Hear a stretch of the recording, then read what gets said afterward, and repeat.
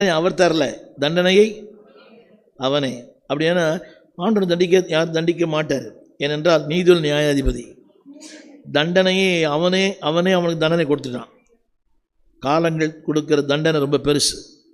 கர்த்தர் கொடுக்குற தண்டனை பெருசு தான், ஆனால் காலங்கள் கொடுக்குற தண்டனை அதோட பெருசு. ரெண்டே காரியம் சொல்லி முடிக்கிறேன். அதாவது இந்த இயேசுவை நீங்கள் என்ன செய்ய போகிறீர்கள் யோசித்து பார்த்தீங்களா? பாடுகள் உண்டு, போராட்டங்கள் உண்டு, வேதனைகள் உண்டு, எல்லாம் உண்டு. ஆனாலும் என்ன பண்ண போகிறீங்க? அடுத்து ஒரு குறிப்பை மட்டும் சொல்லி முடிக்கிறேன். நம்பர் டூ உங்களுக்கு தெரியுமா? அதோடு கூட சேர்ந்த வசனம்தான், கவனிங்க. இவருக்கு இதெல்லாம் தெரியுமா தெரியாதா? காட்டி கொடுப்பான், அறையப்படுவேன், ஓடிடுவான், எல்லாரும் போயிடுவேன், எல்லாம் தெரியும். ஆனால் தெரிஞ்சு அமைதியாக இருந்தார். எல்லாரும் ஜோமணியில் வாய் திறந்து எல்லாம் தெரியும், தெரிஞ்சு எப்படி இருந்தார்?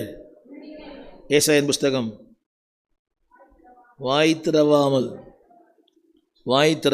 எல்லாம் தெரியும். சத்தமாக சொல்லுங்க, இதில் கரங்களை உயர்த்தி. உங்களுக்கு தெரியுமா? கொஞ்சம் தெரிஞ்சாவே அமைதியாக இருக்க முடியாது. கொஞ்சம் விஷயம் தெரிஞ்சாவே எனக்கு எல்லாம்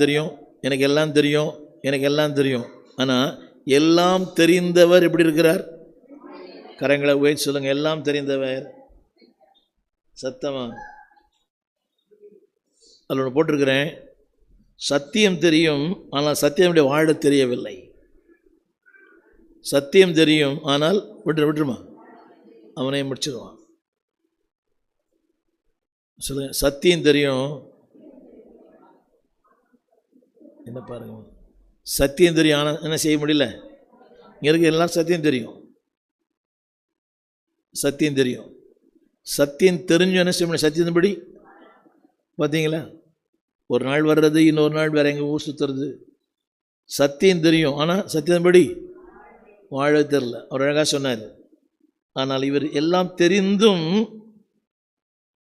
அமைதியாக இருந்தார். ஒரே ஒரு வார்த்தை சொல்லி இந்த இந்த பகுதியை முடிக்கிறேன்.